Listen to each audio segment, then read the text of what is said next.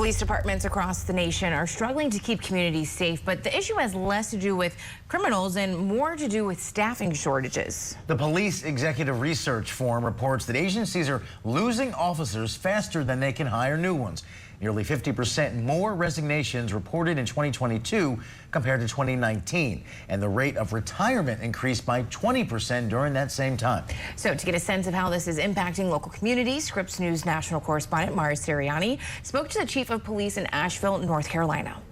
Cities across the U.S. continue to grapple with how to fight violent crime. Atlanta, Baltimore, New Orleans, Washington, D.C., Dallas, Phoenix, and Denver, all reporting more murders in 2022 than the previous year. New York City ended last year with a 21% rise in aggravated assaults and a 39% rise in robberies. All of this with fewer men and women signing up to protect and serve. And attrition is not just a problem for larger police departments. Here in Asheville, the crisis is a little bit more intense than maybe some cities across America. David Zach has been in law enforcement for nearly 4 decades. And for the past 3 years, he served as the chief of police for the city of Asheville, North Carolina. Zach says since June 2020, more than 140 officers have walked away from the force. Some are leaving the profession entirely, others are leaving for other agencies. Some of the nationwide exodus can be chalked up to fallout from the pandemic.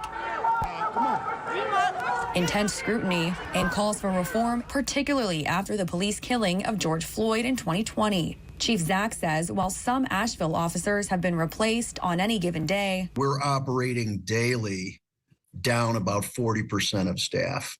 And those who are working are burnt out. In Asheville, Zach says compensation is a big reason for the hemorrhaging of officers from the department. Forbes reports the national average salary for a police officer in America is about $67,000 a year. In Asheville, the starting salary for a trainee is about $42,500 a year, with a base salary of around $46,000. In Omaha, the department is down more than 100 officers. Anthony Connor, president of the Omaha Police Officers Association, agrees one way to attract new applicants is by offering a competitive salary from day one. We have to make sure that we're competitive with our starting pay, but also with our top pay, so that way we can retain officers. To attract more applicants in Philadelphia and Phoenix, departments are offering signing bonuses. In Austin, after severely defunding the department, the city council approved a 4% increase in pay for all officers and cadets. To try to solve this problem on the national level is you have to make sure your current officers are happy. You have to try to build morale. The New York Times reports 2022 saw the highest number of NYPD officers resign in 2 decades. Sergeant Connor says a trend in the profession sees officers in big cities like New York leaving for smaller towns amid aggressive recruitment efforts to poach those who are unhappy.